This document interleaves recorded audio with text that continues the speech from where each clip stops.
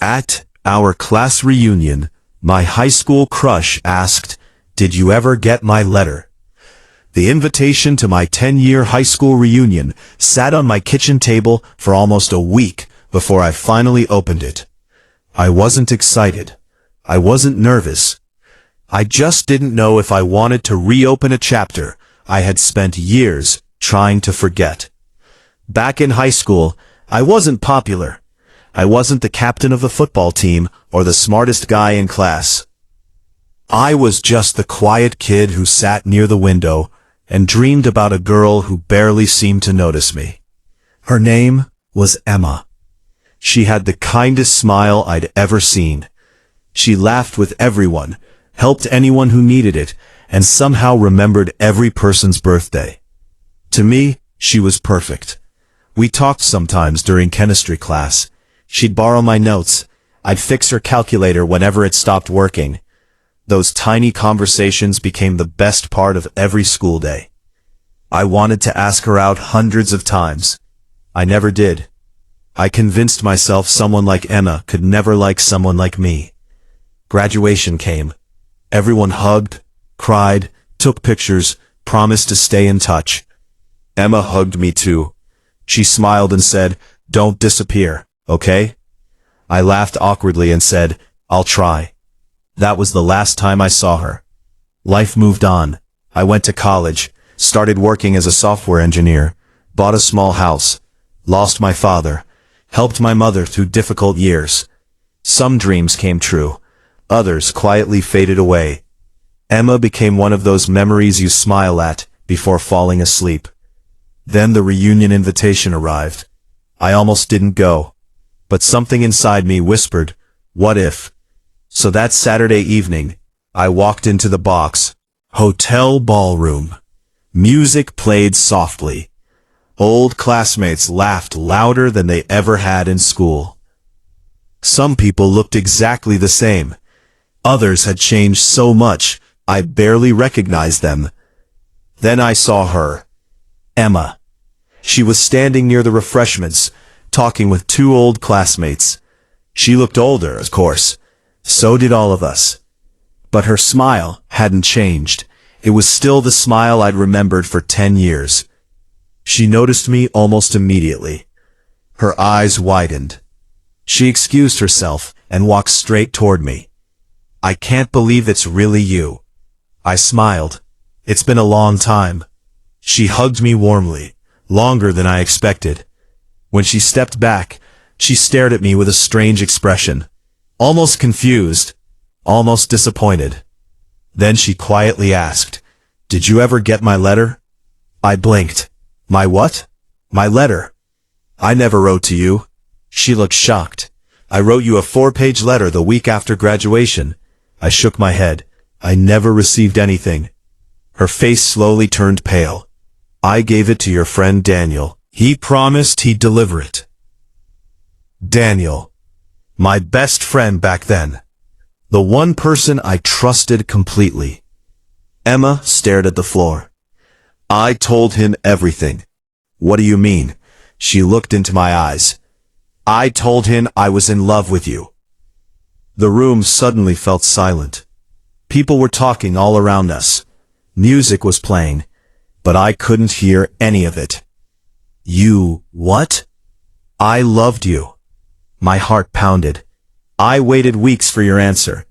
I never got any letter. I thought you rejected me, and I thought you never cared." We both stood there, realizing 10 years of our lives had changed because of something neither of us had done. I asked quietly, "Have you seen Daniel?" She nodded. "He's here."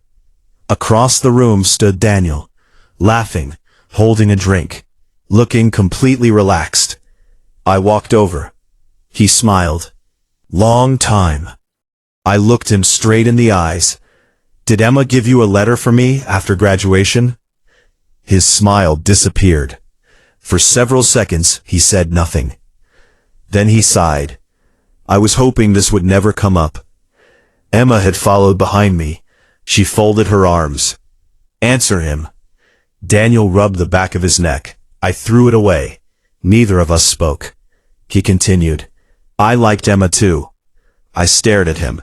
You what? I knew if you read that letter, you'd probably end up together. So you destroyed it? He nodded slowly. I was 18. I was selfish. I thought maybe she'd forget you. Emma's voice trembled. You stole 10 years from both of us. Daniel lowered his head. I know. I've regretted it ever since. No one spoke. Finally, I turned around and walked away. Emma followed. We sat outside on a quiet bench beneath the evening lights. Neither of us knew what to say. After several minutes, she laughed softly. It's funny. What is? Spent years wondering why you ignored me. And I spent years believing I wasn't good enough. She wiped away a tear. Life is strange. I nodded. It really is. We talked for hours. About college. About careers. About losing loved ones. About dreams that never happened. About relationships that almost worked. Neither of us had married. Neither of us had children. Somehow that surprised us both. Around midnight the reunion ended. People hugged goodbye. Emma looked at me. I don't want another 10 years to pass. I smiled. Neither do I. We exchanged phone numbers. This time personally. No middleman. No Daniel. The next morning she texted first. Coffee? I answered. Absolutely. That coffee lasted 5 hours. The next one lasted 6. Soon we were talking every single day. It felt strangely familiar, like two people continuing a conversation that had only paused yesterday instead of 10 years ago. One afternoon she brought a small envelope. I rewrote it. The letter, almost word for word. I opened it carefully.